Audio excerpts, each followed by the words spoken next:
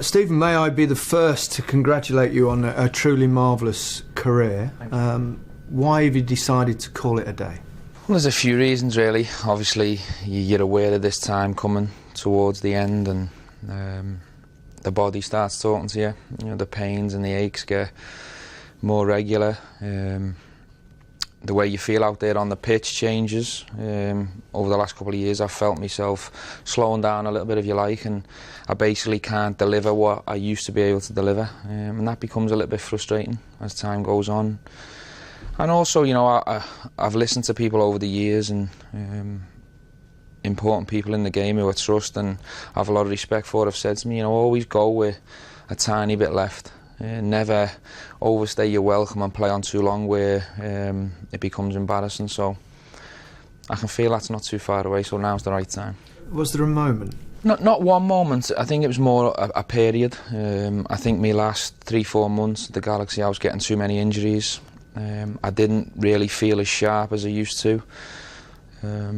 The games were becoming more challenging, especially in altitude and heat, humidity. The travel was affecting me, so it was more a period of time rather than one particular moment.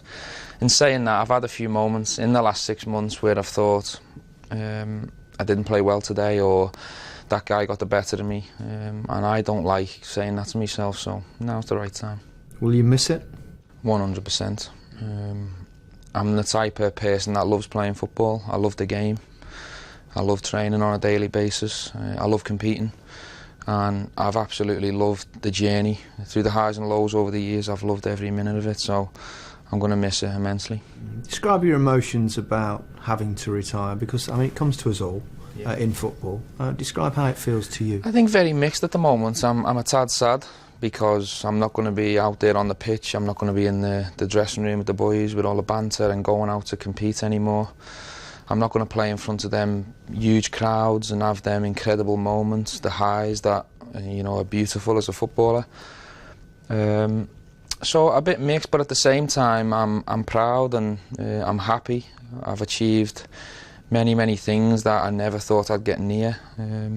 I keep telling myself, you know, I'm a young boy from a council estate who had dreams of playing for my hometown club, and I keep going back to there, and I'm very grateful how it's gone.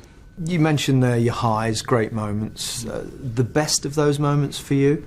Obviously the Champions League in Istanbul 2005. You know, getting that 5th Champions League for Liverpool, the trophy that we keep forever. And given the nature of the game as well, I mean, it was an extraordinary football match, it was a dream just to be involved in the ride and the journey, but to actually get the cup at the end of it, and the game, probably the best Champions League final ever to watch, was a miracle, really. And for you personally as well, you kind of dragged them back in it, didn't you? Almost single-handedly. The nice thing for me was that I contributed big in the game. You know, being the captain, there was a lot of pressure that I had to deliver in that game, and looking back on it now, really pleased how it went. But at the same time, along the way as well, there's been some really brutal lows that have took a lot out of me as well. The worst? Obviously the Chelsea game. That's one that'll haunt me for a long time. The complete opposite to the feelings of the Champions League, where you're on this incredible high, and then when you go back to the Chelsea game, and that being a pivotal moment, it felt like a disaster happened in my life. That's how bad it was.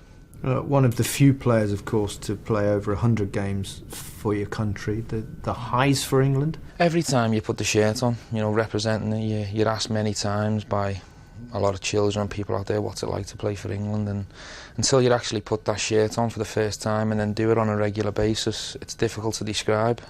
Representing your country and millions of people, that was another dream that I achieved, and to do it over 100 times was incredible for me. But looking back over my England career, it's mixed, like most people's are. You know, you have like your Germany 5-1 results that you feel really great about, and then you have the shootout heartaches when you've missed a penalty, or for example under Steve McLaren when we didn't qualify, and you have them brutal lows as well. But it's part and parcel of being a footballer and having that long career. It's always going to be full of highs and lows. If you look back on your own career, describe your strengths as a player. For me, obviously I'm not really one for being big-headed or that type of person. But for me, I think my game, I could do a little bit of everything. I wouldn't say I was the best goal-scoring midfielder out there. I wouldn't say I was the best defensive midfielder out there. But what I could do is I could do a little bit of everything. So I could head it, I could tackle, I could run, I could pass over different distances, I could nick a goal. So I think that was my strength, having the body and the endurance to do a little bit of everything. If you look at yourself, well, you might find this easier to answer. A weakness? Have you got? Was there weakness in Steven Gerrard's game? I think the weakness here in my early years, I think Rafa Benitez pointed that out quite cleverly, was probably discipline in terms of losing my position as a centre midfielder too easily, and also maybe emotions, controlling my emotions in terms of getting stupid yellow cards and a few stupid red cards. I've let my teammates down on a few occasions. They're the things that I look back on and wish I could go back and correct them things to have a totally smooth career. But you know, who's out there that has that perfect career? I'm not sure there's many. You ended your career obviously at LA Galaxy, but predominantly you'll always be remembered as a Liverpool player. You played there practically your whole career. Yeah. Any regrets on that? You perhaps think sometimes you could have moved. You nearly did, of course, didn't you? Yeah, of course. I mean, I'm sitting here now with no regrets in terms of how the whole career went.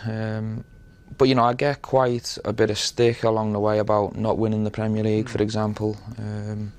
And I look back at the opportunities I had to go to the strongest teams in the league, and I probably would be sitting here with 4 or 5 Premier League medals. You know, I could have went abroad to the big teams and chased that glory, but it's also satisfying at the same time to know I stayed loyal to the people that are most important to me, and I didn't chase cash or I didn't chase the glory.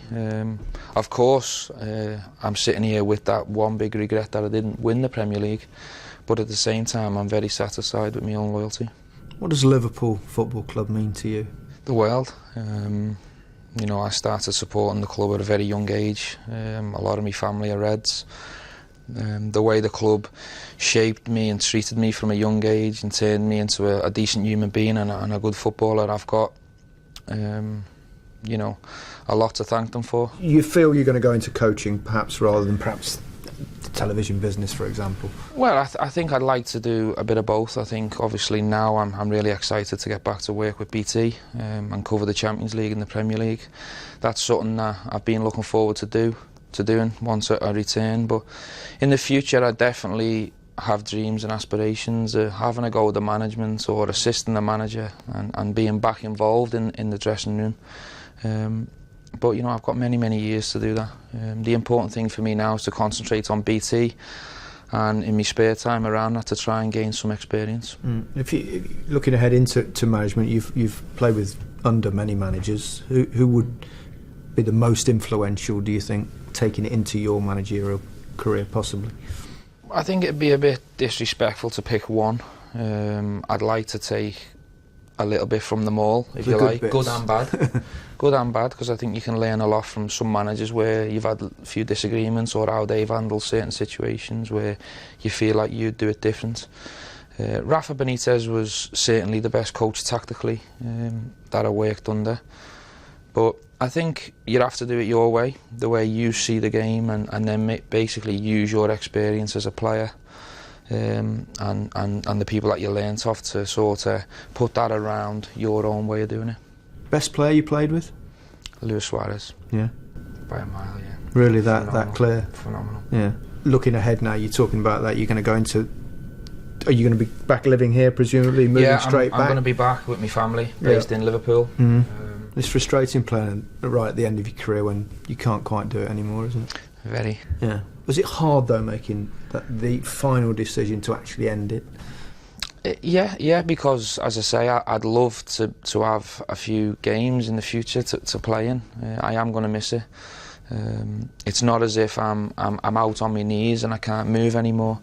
I could still play at a certain level, but you know, the level that I like playing at is the top, and I like to find consistency, and I don't like to let people down. So before that starts happening more regularly, I think it's time to call it a day. Steven, you've never let anyone down. I wish you well in the future, and again, what a brilliant career you've had. Thanks a lot, I appreciate it. Thank you.